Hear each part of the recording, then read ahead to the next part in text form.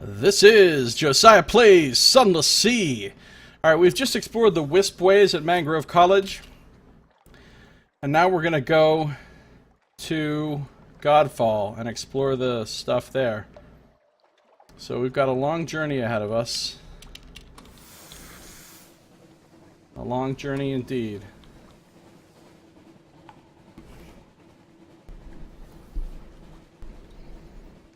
As I'm sitting at my still sort of wet desk, because during the break I spilled a bottle of water on my desk. Like a genius. Like a boss.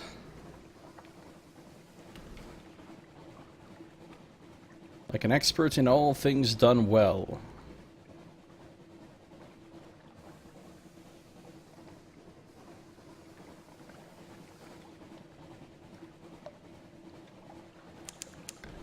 I mean, it could be worse. At least it was only water. At least it was only water. Could have been something like gross and sticky. That would have sucked.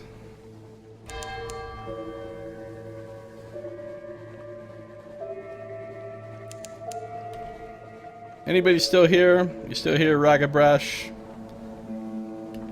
Other people that may or may not exist. People who may or may not exist. That could be the title of my autobiography. At least for part of my life.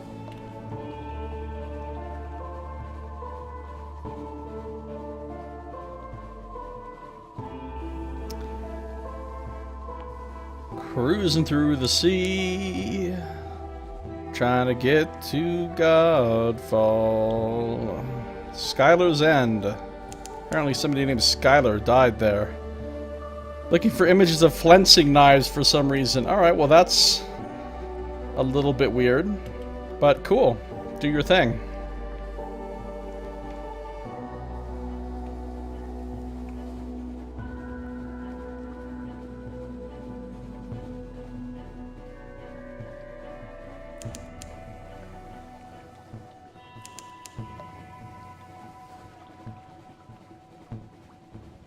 Eagle.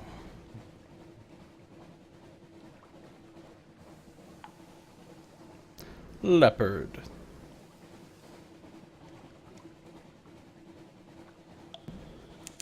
The Abora Gate. Coming for you, Godfall. Coming for you.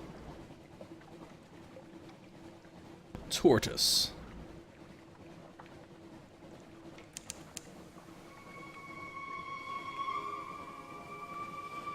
Teenage Mutant Ninja Tortoises. Teenage Mutant Ninja Tortoises. No, it doesn't really work. Here we are at Godfall. We're going to do some more candle exploring here. Yeah, the Khanate does seem well defended. Crazy Monks of the Fallen Rock.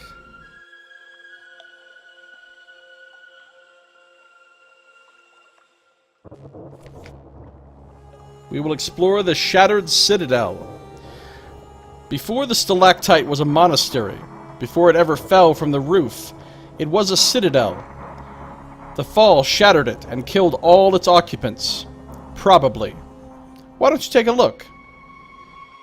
The more Foxfire candles you have, the better. Bad things will happen if you run out. Well, I still have 45 of them, so I should be fine. I don't know, I kind of doubt that those guns are operable if you piss off the Khanate enough, Ragabrash. But I don't really know for sure.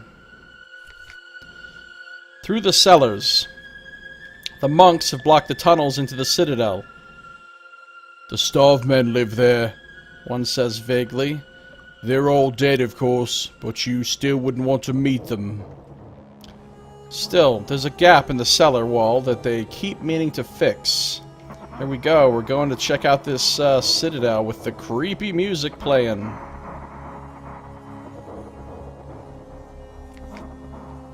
Ooh, look at this place. No, this seems menacing. Oh, and there's a picture of a candle in the darkness with all kinds of red glowing eyes. That seems very menacing. Exploring the shattered citadel. All the neath is dark. The citadel is dark as only a once bright place can be. It hung up there among the false stars, drowned in azure light for... how long? Now it's here. So are you. Very bad things will happen if you run out of candles. So I can leave. Here's the wall crack that leads to the monastery cellar. I can go deeper. We must go deeper. The citadel lies on its side. All its halls and tunnels tilt crazily. Edge your way through like an ant through a broken puzzle box. Or I can retrace my steps, but I can't do that right now. So we're edging our way through like an ant through a broken puzzle box. Right now I have a 100% chance of success. That's great. Onwards. You found your way deeper into the citadel. Stone drops. Lost a candle. You are in the second tangle of tunnels. You found something, or it's found you. Creep across a chasm. The stalactite is cracked right across. That crack is a plunging chasm. The dark sea thunders below. You can probably get across. After all, you are sailors. Sailors have rope. Got a 100% chance on this Veils challenge. A difficult crossing. It's harder in the candle-lit gloom than it would be in the deck of a ship. The crevices of the stalactite seem alive with eyes. But you make it safely across. Gained a terror. Succeeded. I can leave, I can go deeper, or I can retrace my steps. I shall go deeper! You found your way deeper into the citadel. You're in the third tangle of tunnels. You found something, or it's found you. Fight off winged things! It's as if the walls shed its skin. Suddenly they're on you, everywhere. The air roars. They fill your mouth, eyes, nose. That sounds terrible. Anything that fills my mouth, eyes, nose is something I don't like. Anything. Anything in that particular configuration of orifice filling is something that I disagree with and wish to have no part of. Fortunately, we have enough iron to straightforward challenge this. Let us get rid of these winged things. Press on through. Forge on! Your bosun grasps your shoulder. Each sailor grasps the next. Bow your heads and push forward. Winged things. Surely a sailor would recognize a bat. Well, I assume they're smaller than bats. If they're filling your mouth and nose, I assume they're more like the size of mosquitoes or something than bats.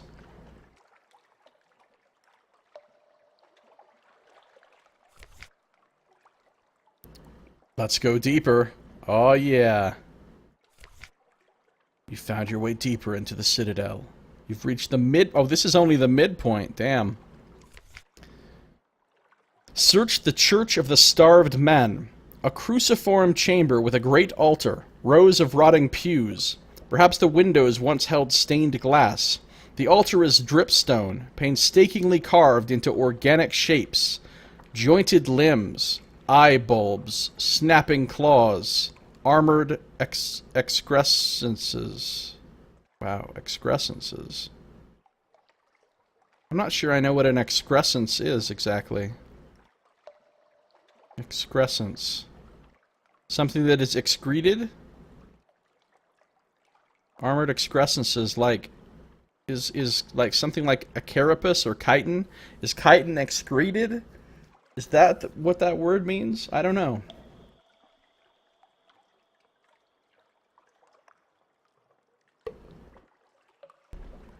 Armored excrescences, though. An inscription on the altar reads, "So are we shaped." The stonecraft is perfect, but the spelling seems eccentric. 2 stone knives rest on its surface, along with a chunk of flint that might be a knife, a tool, or simply a lump of rock. 3 human skulls wait in a niche at the back. 2 have warped and lengthened jaws. The third has slumped and run like a melted candle, although it feels as solid as any bone to the touch. What now? You can press on, but the going will get harder from here. Or you could turn back with your treasures. It's like a game show. I got 3 lamentable relics, an ambiguous eolith, 2 outlandish artifacts, and a secret. Wow, that was pretty awesome. But I will press on. Go deeper. Found your way deeper. You're in the 5th tangle of tunnels. Lost in amber. A spherical room. The ceiling drips honey. The walls and floor are glazed with warm orange yellow. It gives under your touch, slowly, but when you try to pull your hand free, it takes all your strength.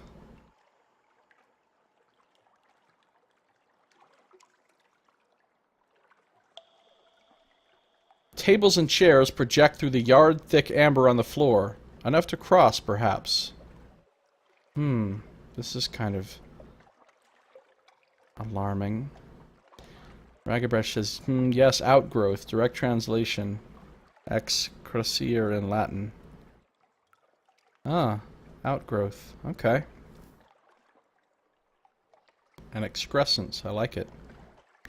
This time I have a 75% chance of success. Let's go for it. I succeeded. A safe crossing. You each step cautiously from chair to table to bench. Thankfully, the amber's grasp keeps the furniture from swaying too much. As you reach the far side, a careless crewman stumbles and the chair swings sideways with a clotted splorch sound. But you've made it across. We learned a thing. Yay, learning a thing. That's my favorite. Let's go deeper. Fight off a frenzied assault. 1, 2, 6, 7, 8! A rabble of leathery mummy things, mouths agape, comes boiling from crevices. Crooked limbs reach for you. Uh-oh. 82% chance. Come on, can we fight them off? Yes, we can! Push through. They're tenacious, these leather remnants, but not strong. Some force has distorted remnants of women and men into ragged, furious mannequins. They still breathe. They still ate. Bat blood runs from the mouth of this one, before you take off its head with a swing of your cutlass. Then they're behind you, their roars of incredulous rage fading. I like the thought that these, like, leather mummy things under here are incredulous. Let's go deeper. If at the 7th tangle of tunnels. Wind gusts. The glittering crisis. You stumble into the heart of a geode.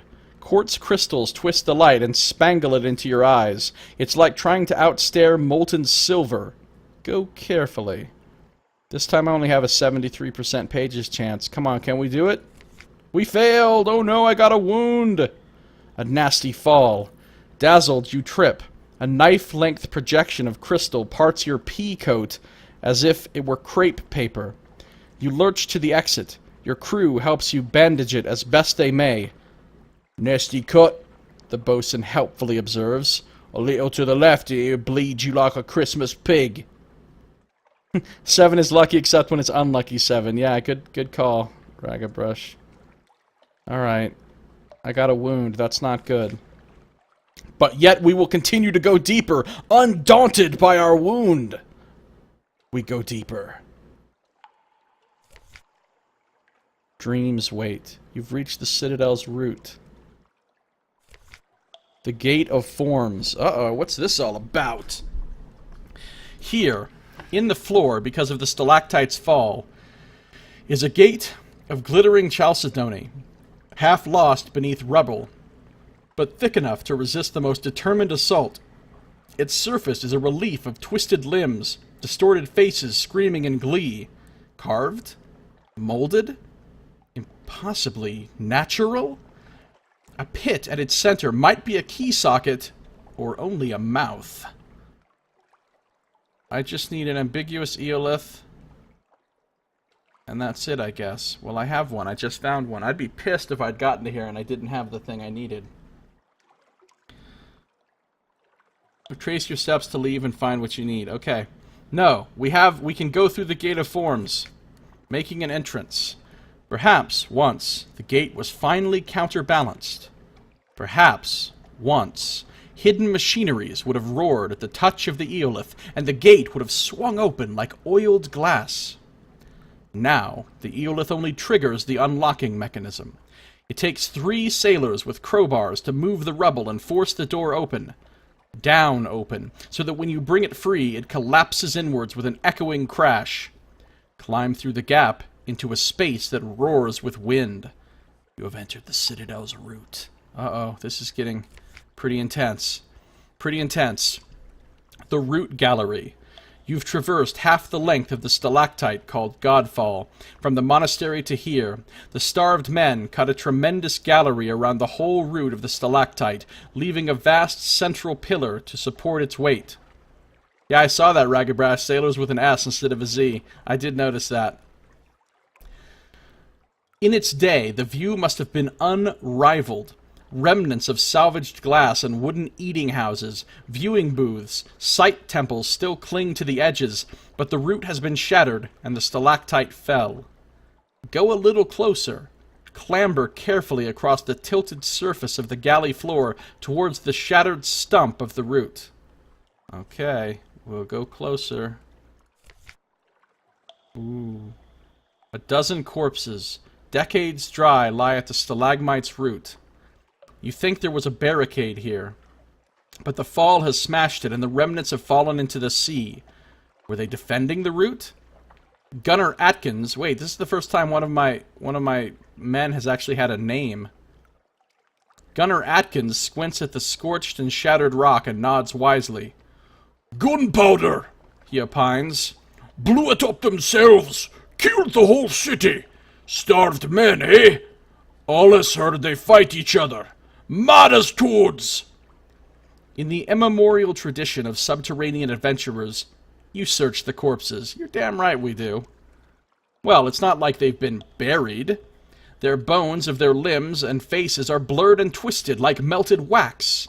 You find trinkets, disgusting remnant chunks, and oh, good God! Yes, that's worth a bit. Worth a lot. Best not let your men see it. Nothing else remains here. Signal your ship with flares and she'll approach. You can scramble down and drop into the Z to be retrieved. Much safer than the tunnels of Godfall.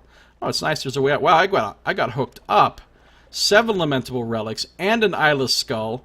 Thick plates of bone have developed over the orbits as if to hide or protect them. They are smooth and cold to the touch. Irigo light glimmers in the line of the jaw. And a captivating treasure, and 2 secrets. Man, this place would have been nice to find a little bit earlier in the game, but this is great. You really get hooked up for coming in here. Alright, we're done at Godfall then. That's all the Godfall that we're gonna do. Man, look at my money. It's getting really low. There was a time in playing this game when I would have thought having 8,000 echoes was so much money. Now I look at 8,000 echoes and I'm like, oh, it's getting really low. I'm getting really poor. But no, I'll be fine. 8,000 will be plenty to get me through the rest of what I'm going to do in this game. Alright, I have 38 candles remaining. That should be plenty for what I'm going to do next. So off we go to Savior's Rocks. Savior's Rocks, Savior's Rocks.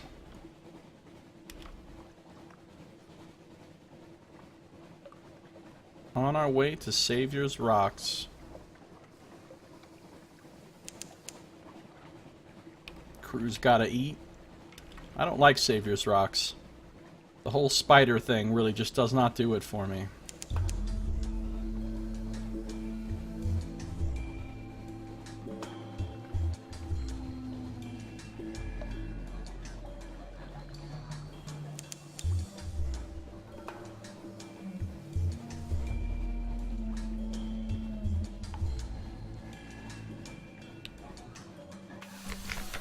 The Scuttering Reaches.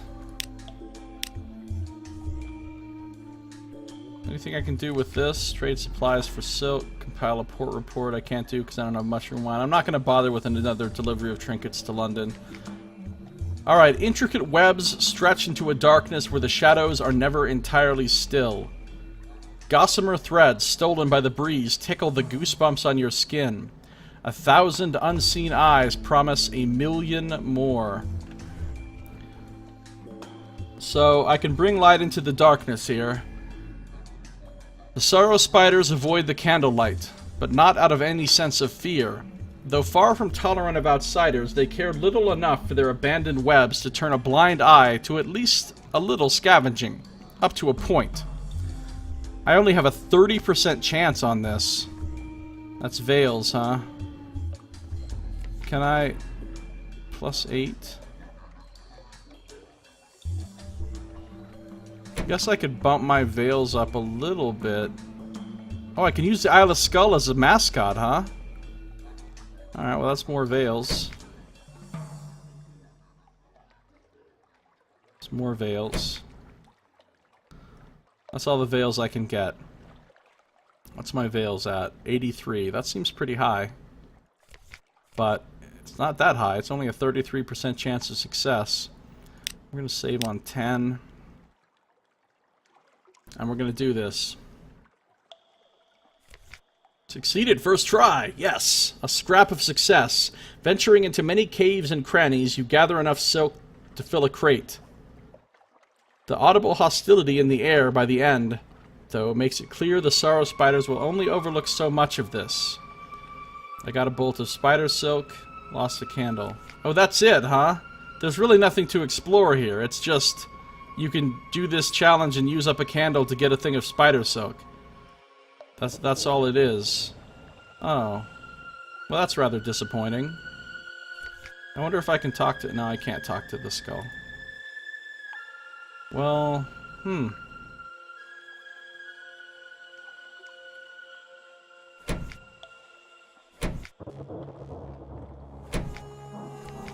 I guess I'm done here then. Which means... I'm done, period.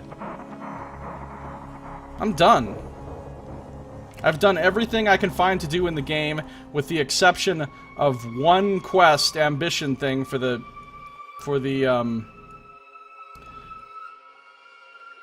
Carnelian Exile that I'm not gonna do. So, all that's left to do now is go back to Estival and end the game. Go back to London and end the game. Wow. Alright, well, let's go to Estival first, since we're near it.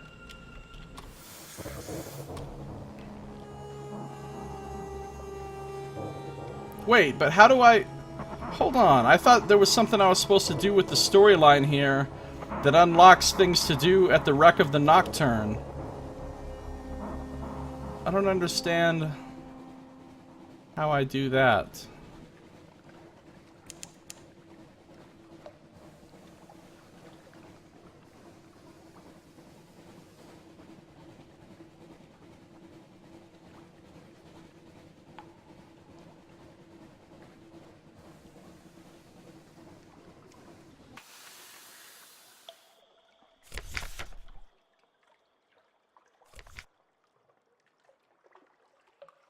Last time I did this, something bad happened and nothing cool happened.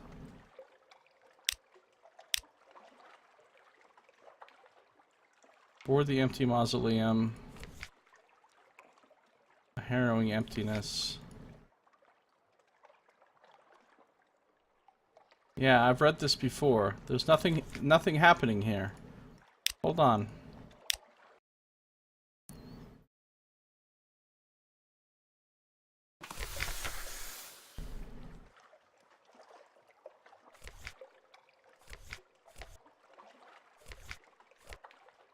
I thought there was some other way to advance the storyline here. I've done this. I've done this. I've done this multiple times. I guess not, really. I don't know. Because the Carnelian Exiles quest is really lengthy and difficult and requires a lot of grinding, and it's essentially another win condition, with all of the difficulty of a win condition. And I've already done 2 of them, and I'm not going to do another one because it will take me multiple hours just to finish that one thing, and I don't want to.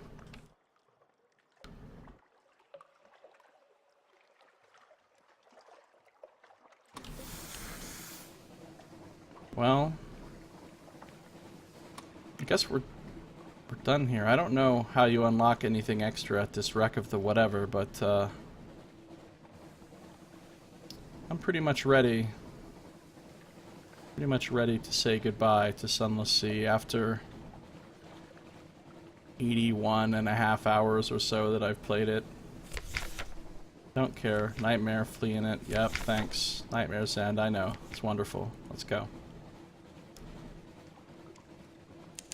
I want to see how it ends.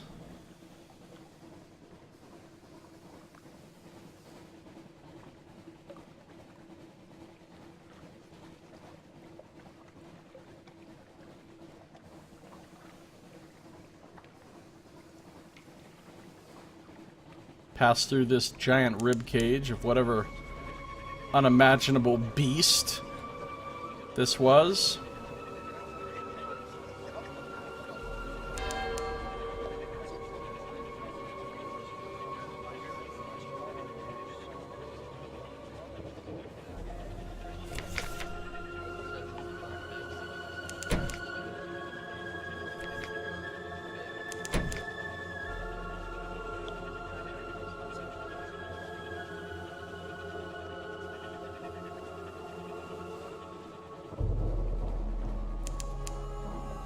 Yeah, but I couldn't find any way to activate the Spider Council thing or get anything to happen with the spiders. Beyond what I'd already done.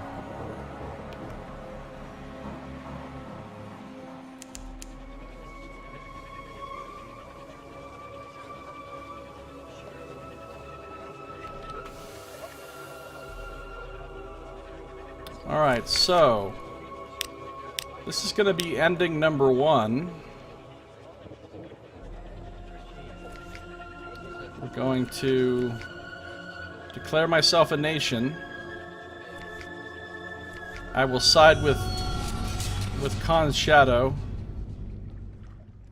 Even though I could maybe side with the Presbyterian. I don't like the Presbyterian. Honestly, London can go fuck themselves. I'm not cool enough to stake a claim on my own. But I like Khan's Shadow. I like the sort of anarchist, revolutionary pirate guys. So, the Shadow is desperate for allies, but they're mistrustful. If your viceroy is someone who knows their ways, and if you have an introduction from their friends, then they'll work with you. And my disillusioned doctor, and I've already done helpful things for the Calendar Council by taking supplies for the work from the surface to London a few times. So, go anarchists. An ending approaches. A pact with Khan's Shadow. The Anarch Ambassador attends you in your study. He paces back and forth, gesturing with his glittering gloves, listing rationales for allying with a self-proclaimed monarch. You are the lesser evil. You have shown that you are sympathetic to their cause. One day, perhaps, you will free your island from your own tyranny. You wait for him to finish. Shadows respect. Anarchs do not kneel, and they are the enemies of rulership. Nevertheless, this one gives you a grudging nod. You are a powerful ally, and they must needs respect you. This is your kingdom. Founder of a nation. London is where you began. But now this is your home. From a ship's captain to a nation's founder is a long journey indeed. Who knows where the journey will take you? Congratulations! You have completed a hidden ambition. We do apologize. We meant to say, you have completed a hidden ambition, Your Majesty. Choose a legacy for your next captain. I now have one, the Boke of Sharps. This barely qualifies as a book. Dozens of scraps of paper have been crammed into a scuffed folio. Each bears helpful advice on murder and often a stain. Trophy, a folded flag. An unusual flag from a tiny nation far across the sea. Ooh. A joyous conclusion. So, I didn't unlock much in the way of legacy qualities, but I wasn't trying to do anything with legacies because I wasn't planning to play more than one captain.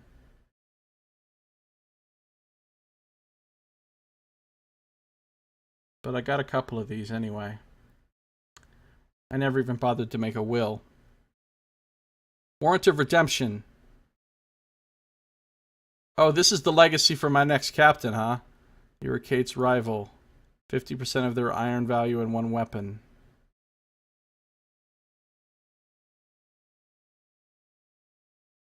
I see.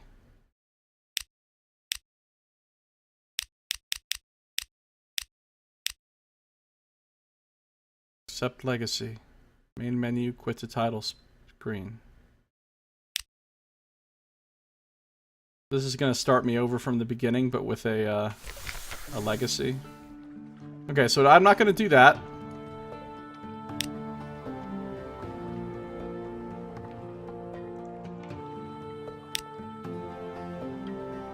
I'm going to go back. And now I'm going to go check out the other ending with the Song of the Sea.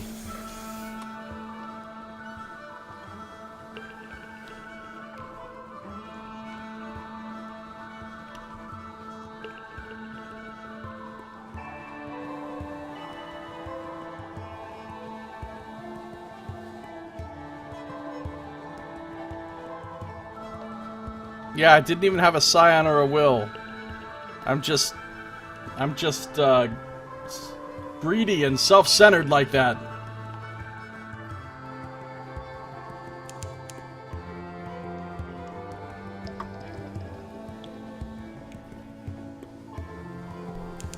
To be honest, I can't really imagine wanting to play this again. I mean, that's not to say I didn't enjoy it. Obviously, I enjoyed it. I kept playing it for like 82 hours, but like it's sort of an experience I enjoyed once. I'm not interested in playing it again. Generally, I'm not interested in things like New Game Plus in most games, or even replaying most games.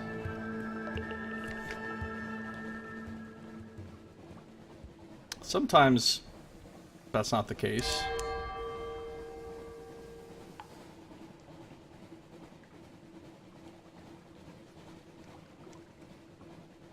It's been a few games where as soon as I finished it the first time, I immediately replayed it. Sometimes more than once, but those are the games that are like my favorite games of all time. This game is a little bit weird. I wouldn't really call it an RPG. I think they technically classify this as an RPG, but to me it's really not one. It's more of a strategy game, like a strange strategy adventure game. Kind of part interactive fiction, part weird strategy game. Undersea Captain Simulator.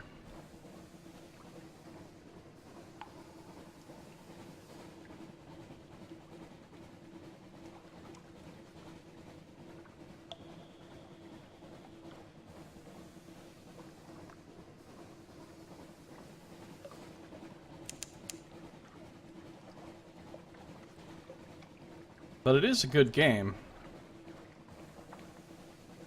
Lasted me a long time, had lots of stuff to do, and had really good writing. Interesting systems.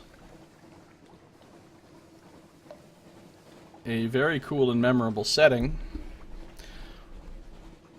One of the most creative, interesting settings, really, from any game I've played.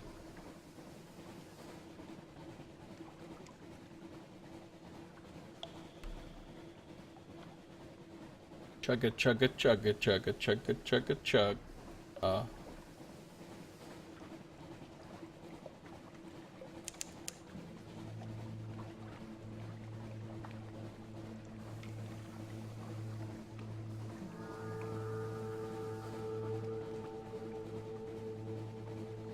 The Iron and Misery Co. Funging Station. Funging or funging? I think it's supposed to be funging. Because funging just sounds weird.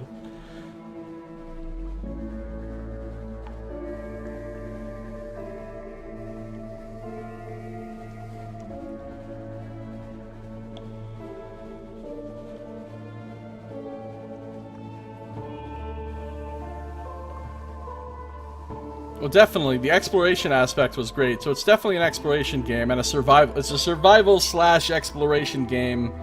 Survival, exploration, adventure, strategy game. with, I guess, RPG elements maybe, but I definitely wouldn't call it an RPG though. Based on my own definition of RPG.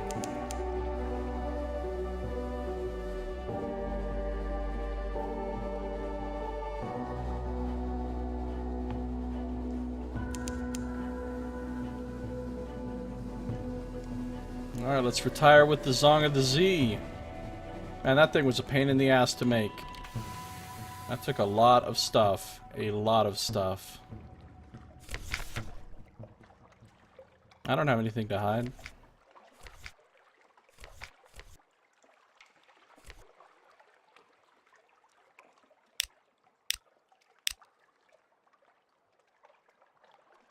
Alright.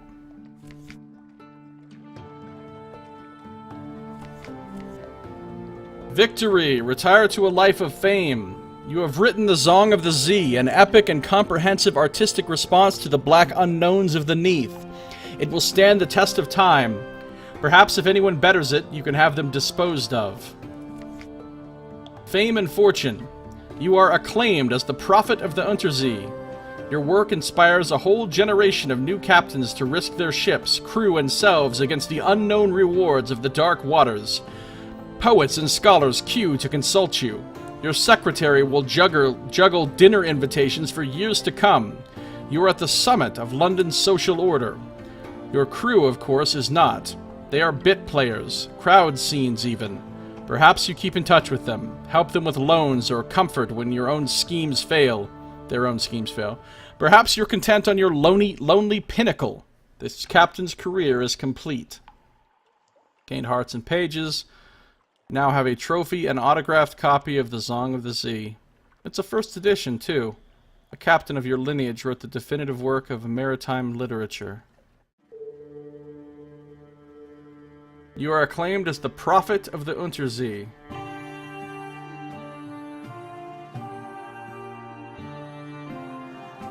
Yay! I win. Again.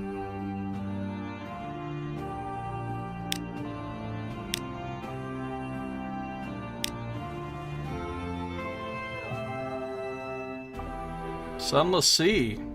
I've done as much Sunless Sea as I'm going to. Let's roll those credits. So, this was a really cool game. I liked it. The writing was great. The exploration aspect was really good. I liked that part. I felt like there was a lot of lonely, slow sea journeys that took place, and that got a little bit slow and boring. I mean, the ship took a long time to get from place to place, especially early on before you had a good engine and stuff.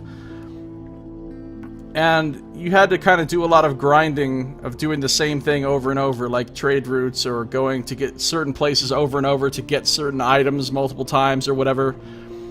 Or to take things to a certain place over and over. So it was pretty grindy in that aspect. But the actual amount of unique locations to find and all the unique things you could do there, the things you could read, the stories that you could unlock and everything, were really, really good. There was plenty of content in the game, that's for sure. And a very, very cool setting. The setting is probably the star of this game. The strange Unterzee, Neath, fallen London setting with all of its bizarre factions and bizarre sort of cosmology and mystical realities and strange twisted versions of things that might have existed in the real world. So I found the setting fascinating. I found the writing and the stories to be very, very good and made it worthwhile. Made it worth all of the long, slow, boring sea voyages and all of the grinding kind of aspect. So I liked it. I wouldn't consider it an RPG personally. To me, an RPG has to have two aspects. It has to allow you to portray and actually define a character both mechanically and narratively. I don't feel like this really did that. There was no dialogue per se. You certainly made choices sometimes, but those choices were more like the choices you would make in a strategy game, not really like the choices you would make in an RPG for the most part. And so you didn't really define your character narratively, and you didn't do it mechanically either, because while there were technically stats, and yes, you could raise those stats, you didn't really have like a class or a build, or like there aren't really like different kinds of captains you can play. Not really. Not in the sense that there would be in a role-playing game. So, to me, I wouldn't call it an RPG by my own personal standards, but it doesn't matter. Regardless of whether it's an RPG or not, it was still a really cool game. Definitely unique, unlike anything I've ever played. I'm glad I played it. As for whether or not I would recommend it to others, I don't know, that's kind of hard to say. I would recommend it, I guess, to some people, but I don't know if I would just give it a blanket recommendation for everybody. I don't know what kind of players this is really aimed at. I mean, I think you have to love to read, I think, to really enjoy this game. If you're not going to enjoy reading the stories, then this game I don't think is going to have that much for you. So somebody that doesn't enjoy reading a lot of text and a lot of stories in a game, I wouldn't really recommend this game for them. And you have to be kind of a patient player that doesn't mind a slow pace and doesn't mind things taking a long time and having to kind of do certain things over and over. So if you don't mind that, then this is a good game. But I can see a lot of people not liking this game because maybe they're not into all the reading, or maybe they don't like the slow pace or the grindy elements. So I wouldn't recommend it to everybody. But I liked it. I'm glad I played it. I think it was well made, well done, well written. I had some pretty interesting music at times. Didn't really have a ton of art, but the art that there was certainly did the job. I mean, it didn't wow me with the art by any stretch of the imagination. And it didn't wow me with the music. It did wow me with the writing. And the setting in particular. You know, there wasn't much in the way of characters in this game. There were characters, they existed, but they didn't have much characterization. There wasn't like lengthy dialogues you could get into with anybody, or, you know, the characters didn't have like tons of personality that was expressed throughout the game or anything. Characters didn't even have names. They just had, you know, titles or descriptors. So I wouldn't say this game had great characters. I would say it had a great setting. That's it. In terms of story, like plot, there wasn't much of a plot. There were little mini stories, lots and lots of little mini stories. But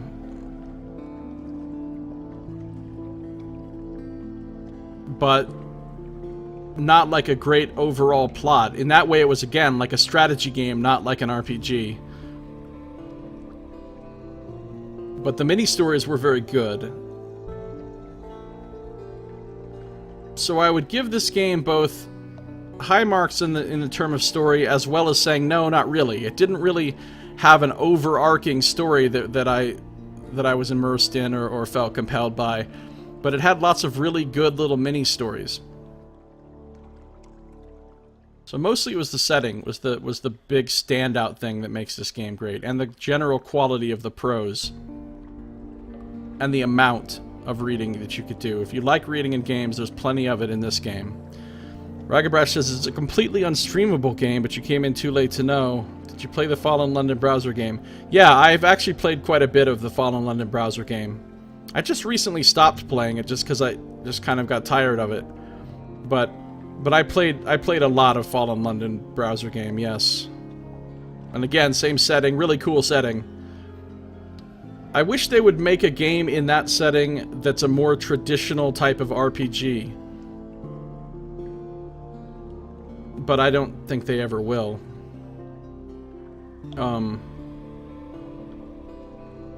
So, yeah, Sunless Sea. I enjoyed it. Glad I played it. But I'm also glad that we're done with it now. I think I've gotten all the enjoyment out of it that I need to. I'm not sad to see it go. I am prepared to move on from Sunless Sea now. But, it was a good game. I certainly won't forget it.